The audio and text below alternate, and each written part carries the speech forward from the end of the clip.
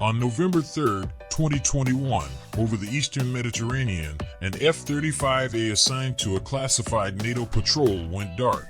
No radar return, no IFF ping, no radio. 4 minutes later, a Russian S-400 battery 200 miles away lit up its fire control radar and locked on. Exactly, precisely, on an aircraft that was not supposed to exist on any screen. 3 allied governments scrambled to contain what had just happened. For 2 years, nobody talked. Until now.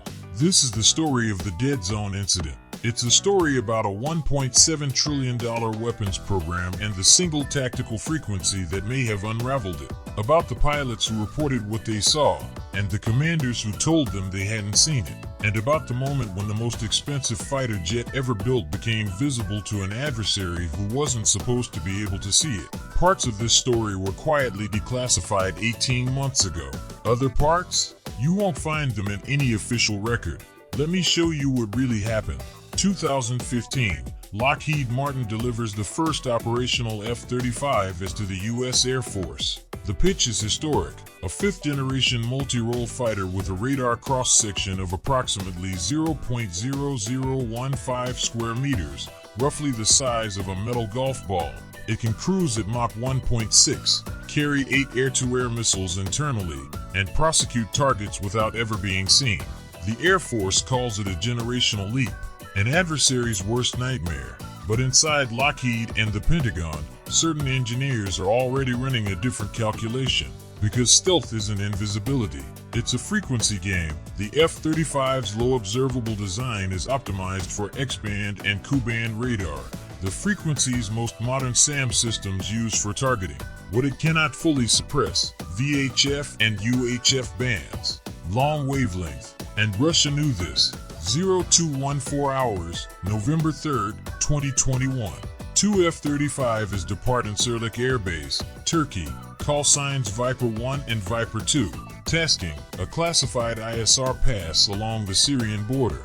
Both aircraft in full emissions control, no active radar, no data link, stealth profiles nominal. For the first 38 minutes, routine. Then Viper 1's electronic warfare suite registers something unexpected, a sustained VHF sweep. Not a search radar, a tracking solution. The pilot keys his radio.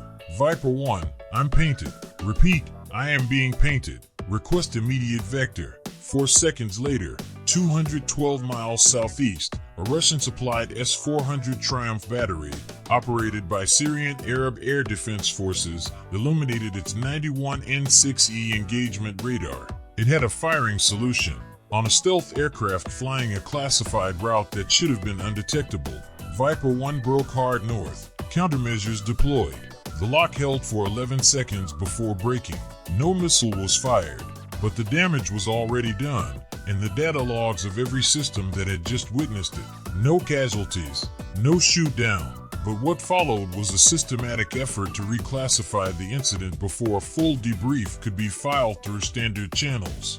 The 2 pilots submitted misrep forms within 6 hours. Both were flagged as sensitive and routed to a compartmented access program. The official NATO record shows a routine ISR sortie. No anomalies noted, but a partially declassified EW assessment released in March 2023 tells a different story. It references, obliquely, a VHF-band detection event in eastern Mediterranean airspace and recommends an urgent review of low-observable platform signatures at frequencies below 300 MHz. The word F-35 does not appear once. It doesn't have to. The families of those pilots don't know what their partners actually flew into that night. To this day, the operational details of the 91 N6E lock-on duration, the precise frequency used, and whether the S-400 crew was acting independently or directed, remain classified at the highest level. Here's what still doesn't make sense. The S-400's 91 N6E radar primarily operates in C and X-band for terminal engagement. VHF acquisition is handled by a separate system, the 55ZH-6M Nebo-M. That radar wasn't supposed to be in that theater that night, yet something generated a targeting quality track. Something had data on that aircraft's flight path before the EW suite even registered the sweep. Was it a compromised data link? A spectrum leak from the F-35's own EOTS targeting pod? Or, and this is the theory 3 former EW officers have pointed to separately, was it a networked, multi-static radar approach, multiple low-power emitters fusing returns into a single coherent track, invisible to any one receiver? Chinese and Russian defense publications have described exactly this concept since 2018. We may have just watched it work. What this tells us is simple and devastating. Stealth is not a shield. It is a temporary advantage in an arms race that never stops moving. The F-35 is still the most capable tactical aircraft on Earth, but capable and invisible are no longer the same sentence. Viper 1 and Viper 2 deserved a debrief the world could learn from. History deserves to remember what they found in that dead zone. There are more stories like this. Incidents the Pentagon hoped would stay buried in access-controlled filing cabinets. Next week, I'm covering the classified B-21 Raider radar anomaly reported during its 2023 flight test campaign over Edwards, and what the test data may reveal about the limits of next-generation stealth. Subscribe so you don't miss it. Drop a comment.